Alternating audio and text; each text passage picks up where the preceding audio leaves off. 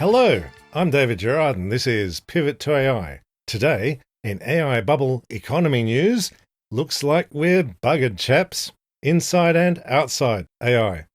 Anyone following Pivot to AI is reasonably aware that AI is the bubbliest bubble whatever bubbled. We started writing about AI in 2023 when it was obviously the next scam from literally the same actual guys who'd pushed the crypto bubble. Remember, Sam Altman started in crypto. Ed Zitron's been yelling from the rooftops about AI's absolutely impossible financial numbers for the past year or so.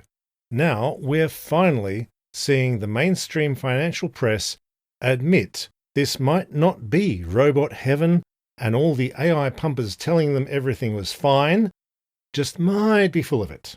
Mostly because bank and hedge fund analysts are bothering at last to get their calculators out.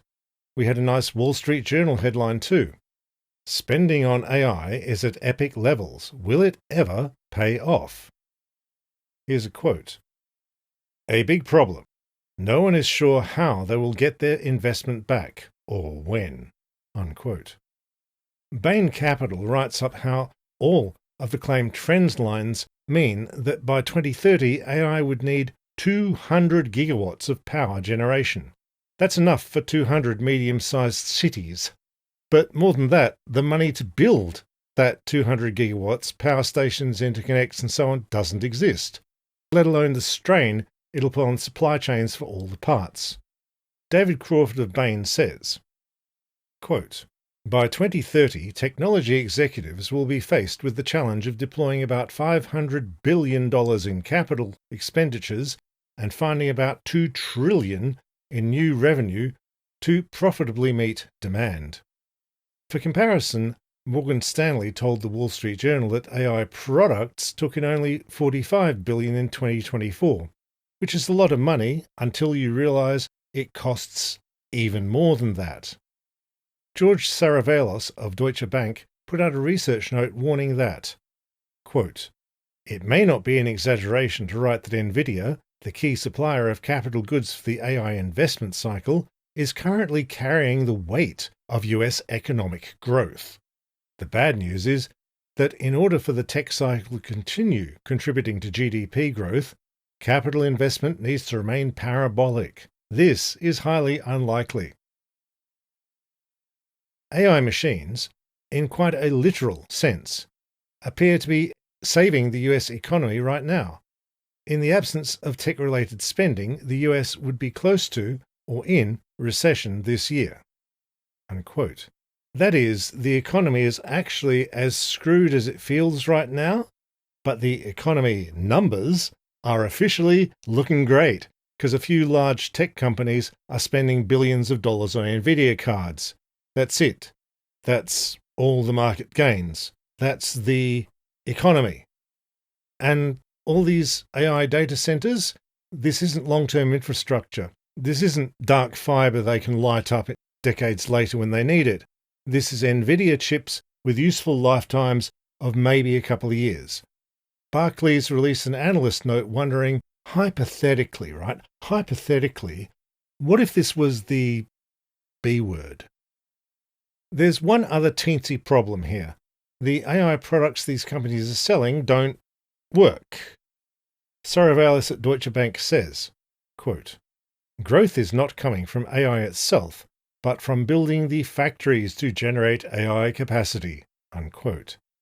AI as an enterprise product is not driving business growth. Again, Pivot to AI has covered this lots. But now the finance media is actually starting to admit it. A bit. All the press stories cover these brute facts, but they want to be more positive. So they talk about how it could all work out, and all the imaginary numbers could add up, and AI could fulfill its promise to, work. But the brute facts are still the big problems. 1. AI prices are massively subsidized by setting investor money on fire. That money's getting scarce. At some point, the money runs out, and AI prices go up at least 10 times. Anyone who tells you, you got to admit, AI is here to stay, has to explain where the heck the money's coming from. Even SoftBank's having trouble finding all the money OpenAI needs. 2.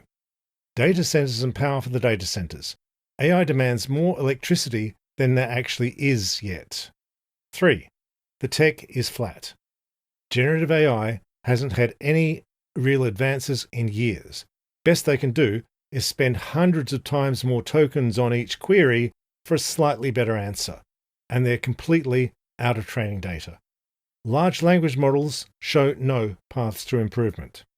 So what happens next? Well, I've got no good news.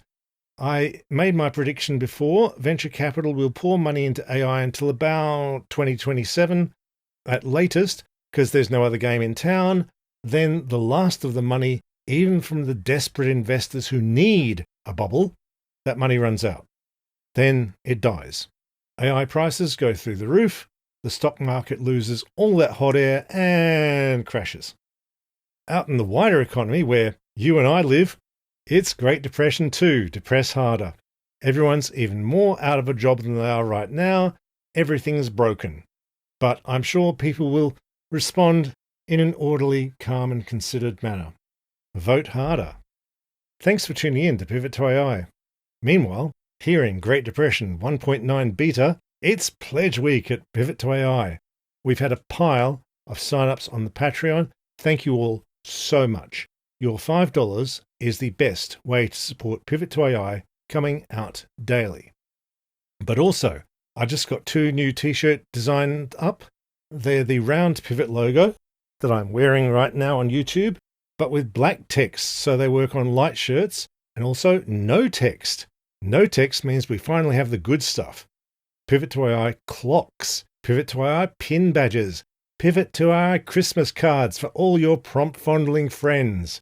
Amaze them with text not written by ChatGPT. Don't forget, hit like and subscribe on YouTube, leave a nice podcast review, and tell just one other person about this episode so they can be cheered about the AI future too. Thank you all. You make Pivot to AI possible. See you tomorrow, and bye for now.